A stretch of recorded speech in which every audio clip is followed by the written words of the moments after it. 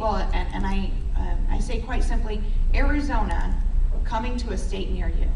Because it's true. Because over the past several years, people would watch what was happening in Arizona and be like, "Dan, those people are crazy. Is it something about the water?" No, the water's fine. We stole it from Colorado. There's nothing wrong with the water. There's something wrong with the people in public office in Arizona. And people say, "Oh, the Tea Party, the Tea Party." Please, those people have been in charge for like 20 years in Arizona. They're called Republicans.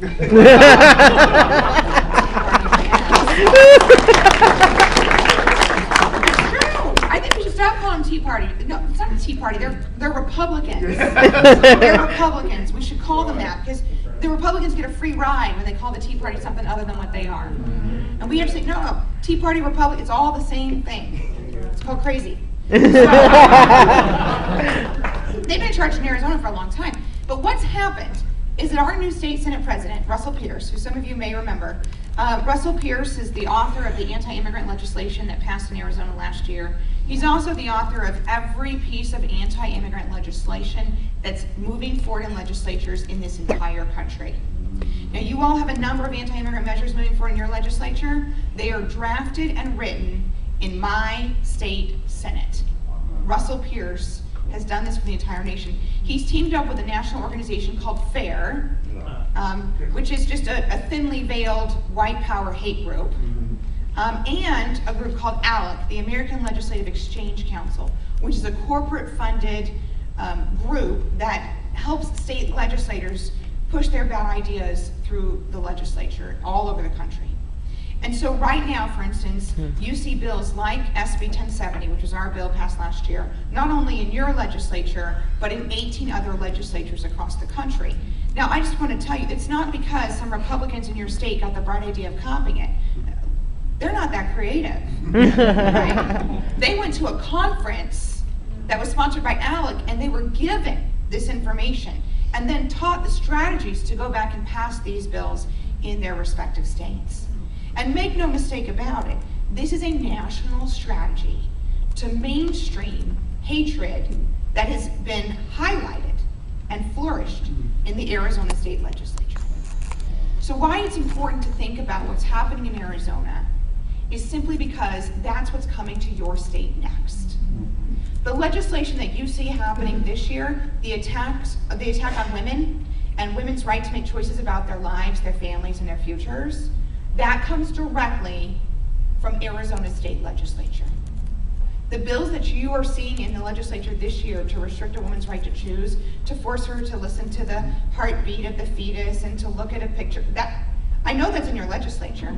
Yeah, it came from my legislature. That's where it came from. And the bills that are moving forward to take away health care from children who are on the CHIP program, Governor Perry's all over that. That came from Arizona's legislature. We did that 2 years ago, right? Bills to make it harder for working families to have job security, which, I mean, hell, it's Texas, they don't have job security anyway. But that's the only reason we don't see our capital filled with workers, because we don't have any of the rights that workers have in Wisconsin and Indiana and Illinois and Ohio. Ours have already been stripped away years ago. So what we see happening in states like Texas, and all over the country, are ideas that have been piloted in Arizona and exported to other parts of the country. And I want to talk to you about some of the things that I think that you can do to stop your state from becoming Arizona.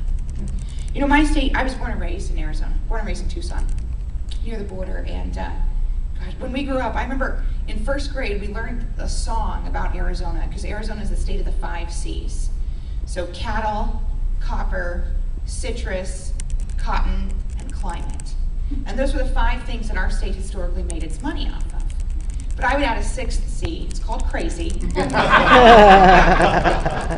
what's happening in my state is pure craziness. Pure craziness. But here's the scary thing. This has been happening in my state for a number of years. And yet, as we see election after election after election, particularly in this last election, my state, like your state, took an ass whipping, right? My state went from being in the minority in both chambers, just like yours, to being in the super minority in both chambers. You were dangerously close to that. You have a super minority in the House, but not quite a super minority in the Senate, correct? Correct. Thank God. Hold on to that Senate. Because let me tell you, there's a huge difference between being in the minority and being in the super minority. When you're in the super minority, And those individuals can engage in whatever kind of rogue behavior they want, and they have the power to override a governor's veto if, God forbid, the governor were to ever veto anything. Right? My governor, she's not much of a reader, so.